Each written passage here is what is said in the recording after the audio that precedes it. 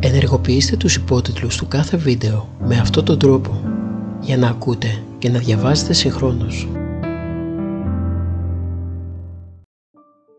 Τα 4 πράγματα που σκοτίζουν την ψυχή μας. Πώς κλονίζεται η σχέση με τους άλλους? Ποια είναι τα 4 πράγματα που σκοτίζουν την ψυχή μας? Ο άνθρωπος, για να έχει πνευματική ζωή, να έχει το φως στη ζωή του, πρέπει να έχει τελεία επικοινωνία με το περιβάλλον του.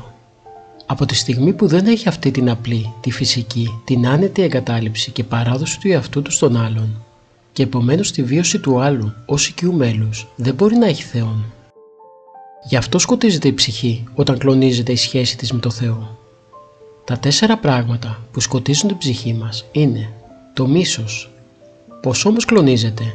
Με το να μισεί τον πλησίον του.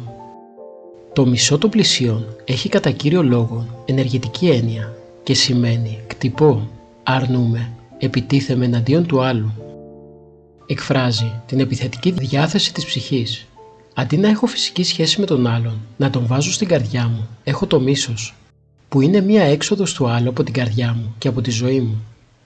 Μίσος λοιπόν είναι να βλέπω ως έτερον τον άλλον, να τον πετάω έξω από την καρδιά μου, να μην το θεωρώ ως είναι μου. Αντί να δω ότι ο άλλος είμαι εγώ, βλέπω ότι είναι κάτι διαφορετικό. Αυτό μπορεί να είναι φυσικό για τους ανθρώπους του κόσμου, αλλά για εμάς που είμαστε σώμα Χριστού είναι αφύσικο.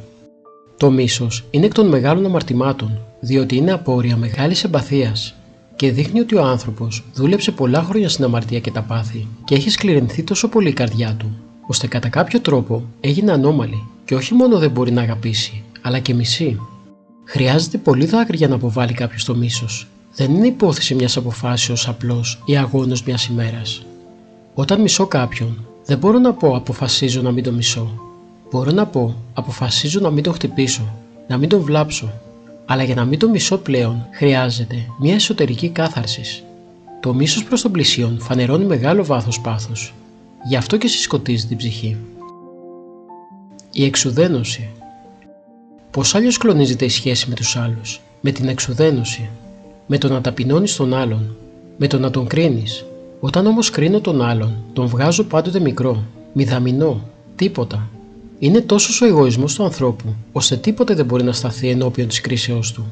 Ούτε ένας Θεός, πόσο μάλλον ένας άνθρωπος. Το να θεωρώ τον άλλον ως κατώτερο, περισσότερο όμως να το εκφράζω, είναι κεφαλαιώδες αμάρτημα.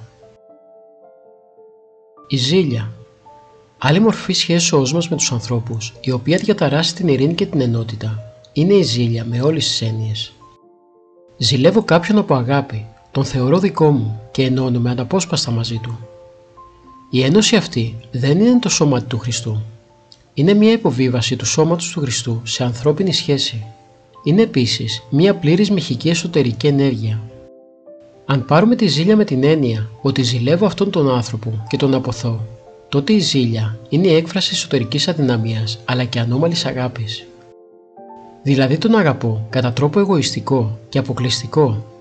Πιστεύω ότι έχω δικαιώματα στη ζωή του και ότι αυτός έχει υποχρεώσεις απέναντί μου. Ότι πρέπει να μου δίνει λογαριασμό για το πού πηγαίνει και τι κάνει. Η ζήλια λοιπόν είναι διαταραχή των σχέσεών μας λόγω περισσής εσωτερικής ψυχικής ενέργειας.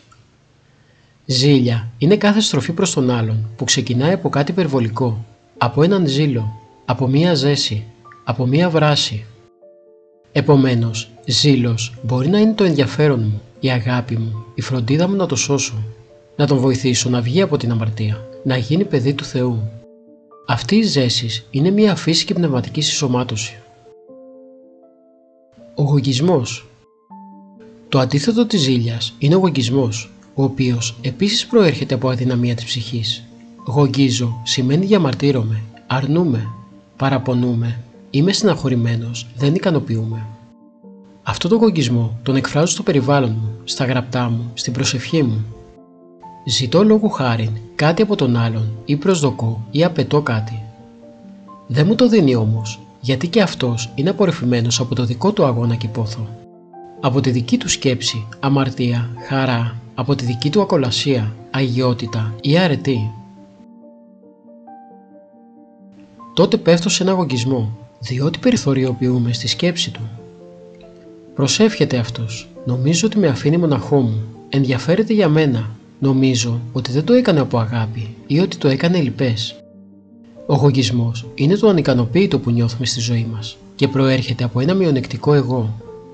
Η ζήλια προέρχεται από ένα εγώ υπερτροφικό, ενώ η εξουδένωση από ένα εγώ αυτοτρεφόμενο και αυτοδυναμούμενο άνευ Θεού, που βλέπει τον άλλο κατώτερο, μηδαμινό.